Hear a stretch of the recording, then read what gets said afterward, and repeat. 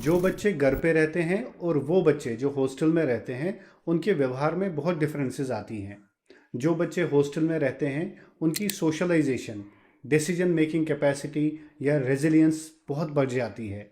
उनको ये समझ आता है कि अलग अलग सिचुएशंस में इंडिपेंडेंटली हैंडल कैसे करना है खुद को और बाकियों के साथ मिल के हमें कैसे इंडिपेंडेंटली ग्रो करना है।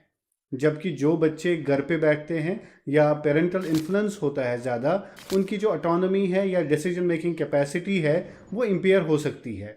लेकिन अब घर पे रहने का ये फ़ायदा है कि जो इमोशनल कोशेंट या फिर बच्चों का जो इमोशंस होते हैं, किसी से बात करना, अवेलेबिलिटी ऑफ पेरेंट्स, ये बहुत ही इंपॉर्टेंट होता है इन बच्चों के व्यवहार के लिए। हमने ये देखा है कि जो बच्चे यूजुअली हॉस्टल में रहते हैं उनमें ये प्रॉब्लम्स आती हैं बिहेवियर में कि वो कहीं पे ना लोनलीनेस फील करते हैं कभी कभी, जिसको हम अदरवाइज होम सिक भी बोलते हैं।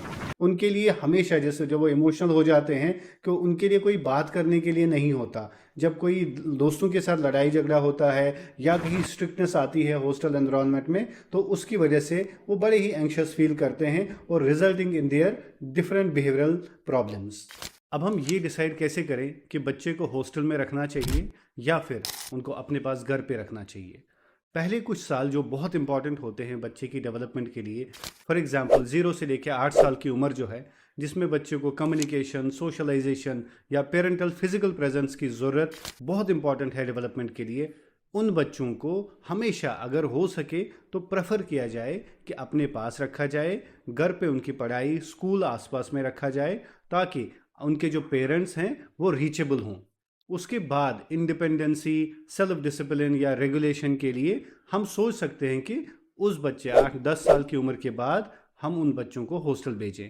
अगर ऑप्शंस हैं, प्रेफरेबली बच्चों को अपने साथ रखना, अपने साथ पढ़ाई कराना, अपनी नज़र में रखना और आपका गिल्ट ना हो कि मैंने बच्चे को दूर भेज दिया और अब मुझे मेरा जो बच्चा वापस आ रहा है, एडोलसेंट है और मेरे से कनेक्ट नहीं कर पा रहा है। जो बच्चे जिनमें फॉर एग्जांपल ADHD होता है या हाइपर एक्टिव होते हैं या पेरेंट्स को लगता है कि डिसिप्लिन की प्रॉब्लम है या ऑटिज्म स्पेक्ट्रम डिसऑर्डर होता है, किसी बच्चे को एंग्जाइटी होती है, प्लीज़ उन बच्चों को अपनी ही निगरानी में रखा करें, हॉस्टल ना भेजें, क्योंकि वहाँ पे उनको ज़्यादा प्रॉब्लम्स होने के चांसेस होते हैं। वहाँ पे कोई रेगुलेशन या फिर मॉनिटरिंग नहीं हो पाएगी।